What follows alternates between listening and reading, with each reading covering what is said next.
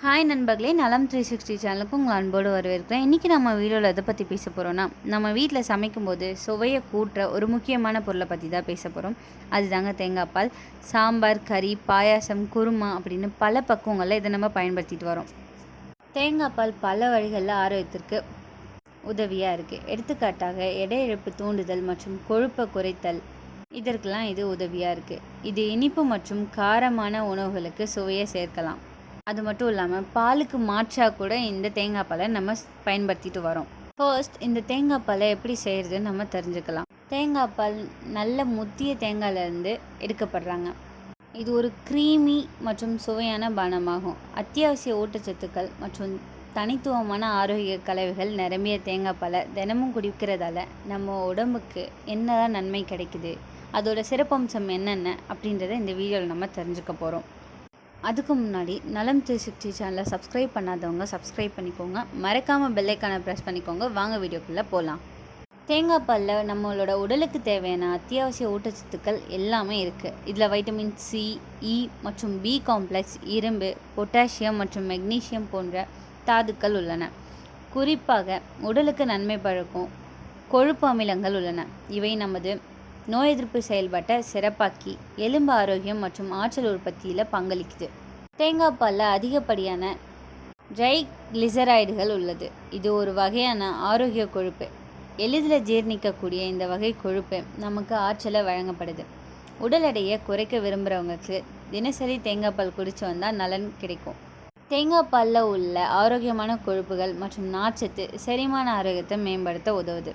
இதில் உள்ள கொழுப்பு அமிலங்கள் நுண்ணுயிர் எதிர்ப்பு பண்புகளை கொண்டுள்ளது.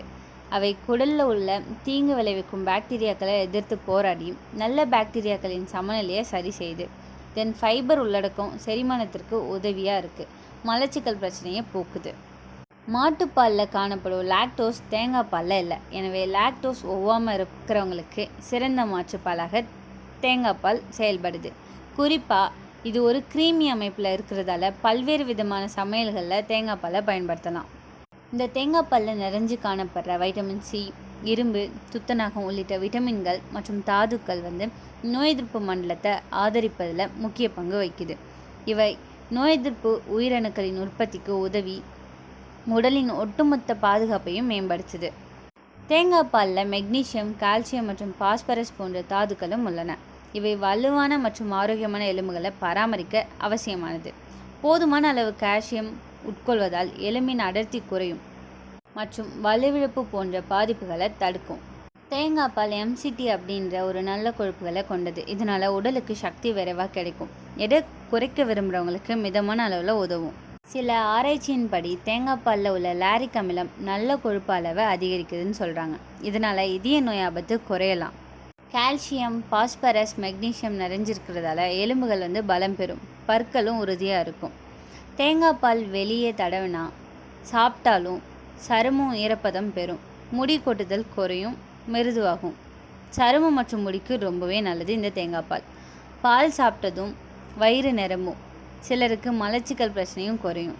லாரிக் அமிலம் பாக்டீரியா, வைரஸ், பூஞ்சை தொற்றுக்களை எதிர்க்கும். குளிர், ஜலதோஷம் குறையவும் உதவும். பசும்பால் குடிக்க முடியாதவர்கள் கூட தேங்காய் பாலை மாற்றாக குடிக்கலாம். இதில் ஒரு சில கவனிக்க வேண்டிய விஷயங்களும் இருக்குது. 100 ml தேங்காய் பாலில் சுமார் 230 கலோரி இருக்குது. எடையை அதிகரிக்க விரும்பாதவர்கள் மிதமாகவே எடுத்துக்கணும். இதில் செறிவூட்டப்பட்ட கொழுப்பு ரொம்பவே அதிகம். அதிக அளவில் எடுத்தால் கொலஸ்ட்ராலும் அதிகரிக்கலாம். கார்போஹைட்ரேட் இருக்கிறதால மிகுந்த அளவில் எடுத்தால் இரத்த சர்க்கரையும் உயரலாம். ஒரு சிலருக்கு தேங்காய் பால் சாப்பிட்றதால அலர்ஜி கூட ஏற்படலாம்.